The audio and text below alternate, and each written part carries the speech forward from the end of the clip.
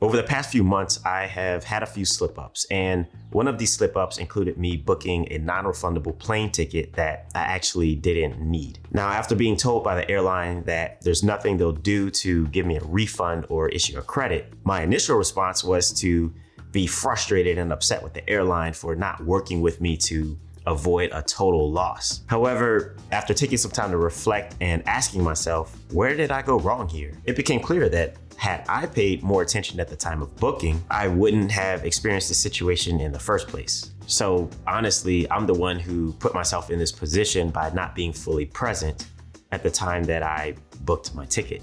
Yet I was so ready to put the blame on someone else. Now, sure, perhaps the airline could have been a bit more generous. However, the onus is not on a for-profit business to make decisions and act on behalf of my best interest. They honestly owe me nothing. So this is another learning moment for me. Despite how we think other people should behave, despite how we think businesses should treat us, despite how we think governments should treat us, the fact is that we're not able to control the actions of other people, of other entities. However, we do have the ability to control our own actions. This means it's up to us as individuals to pay more attention to how we move through life, to be diligent with how we interact with others, to preemptively mitigate potential problems, and to react appropriately once problems do arise. Essentially, it is up to us as individuals to be in the right frame of mind when the time comes. Now, this brings me to the importance of staying focused in a distractive world. So with endless stimuli at our fingertips with mobile phones and social media, the constant mark of advertisers inserting their messaging into our daily lives, and the inescapable chaos of our own thoughts, it's easier than ever now to lose focus and become absent-minded at the most inopportune times.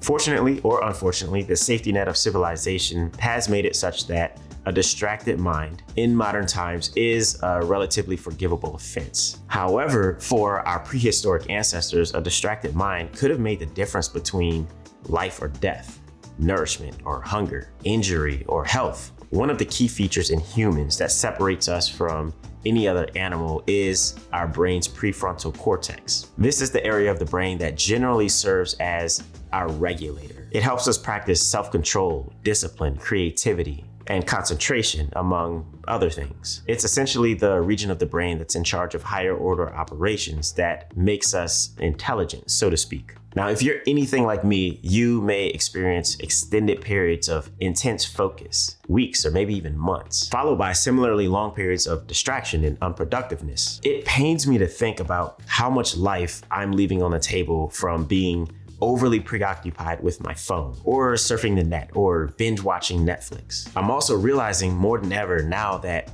the ability to be focused, present, and disciplined is a skill that can really separate you from the pack in a good way. And just like our muscles, focus and concentration are skills that can be trained and developed. And with the right training regimen, the neural networks in the prefrontal cortex can be rewired and strengthened to be better at focusing thanks to neuroplasticity. As someone diagnosed with ADHD, I find empowerment in knowing that we do have some level of control over our ability to be present and in the right frame of mind when the time calls for it. We're not just simply born as someone who is not good at focusing or someone who is not good at concentrating on things. We don't have to actually accept that reality. We do have the ability to become better at these things. And this is really important because in this digital age, which is full of distractions, learning how to enter into a flow state and focus really intently on a task, or developing a skill, or building a business, or chasing a dream